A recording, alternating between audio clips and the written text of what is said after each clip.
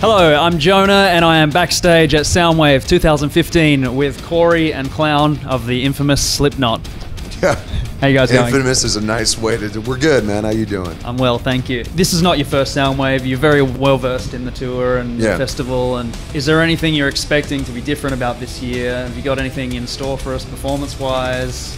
We put together a pretty good show that we've been touring all over the world right now. And the cool thing is that we've got 3 different rotating sets that we've been playing. Other than that, we're blowing stuff up. We got a giant goat head, and then there's just us, which is crazy enough as it is. You know? You guys just had your new record come out, 0.5, The Grey Chapter. It's debuted at #1 here in Australia, which is amazing. It's pretty rad, yeah. How have you found the reception of the record, and do you think that you have a special kind of relationship with your fans here? The reception is fantastic. You know, we weren't sure what to expect. You know, it's 16 years now that we've been around. So when it debuted the way it did, I mean, we were awestruck. You know, people like to talk about, you know, the difference between Japanese fans, Australian fans, European fans, American fans. Honestly, when you're a Slipknot fan, you kind of cut across that. You know, there's a universal understanding that is palpable, and you can feel that in the audience, you know? So it's not about where you're from, it's the fact that you're still with us. The album is pretty personal for you guys, obviously. Do you find a difference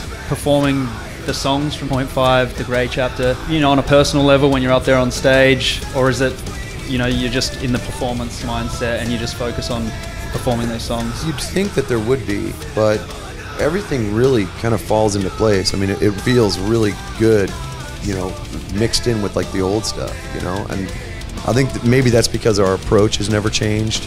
It's always great to play new stuff because it's fresh. Yeah. And some of these songs we've been playing a couple thousand times before we get to this new stuff.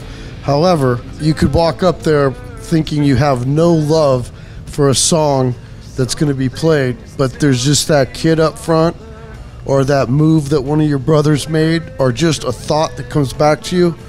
You get off stage and you're kind of like, you know, it's always fresh, all of it. So, you know, we don't whinge too much, man. There's probably a couple dozen other songs we wish we could play, but we only have so long. Yeah, so we make a set that we love always. Do you guys have any plans for any new videos for the record, or even any other kind of creative mediums? We've got a couple of different things that we're working on right now. Obviously, the album's still young, so we've got, you know, a handful of songs that we're going to try and release and whatever, and try to do something visually and artistically, you know. I mean, this is the guy. There's always going to be videos. Exactly.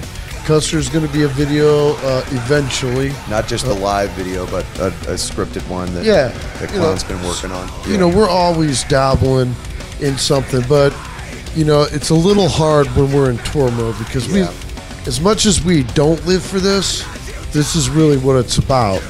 And all the other stuff's great, making albums, making videos, but really, you know, it's all about getting up there and seeing all those things that we worked hard to make for that. That's the real nut for us, you know, so. Well, that's all we got time for. Thank you so much for joining us, Corey and Clown. Soundwave 2015, Slipknot, you guys. Thanks.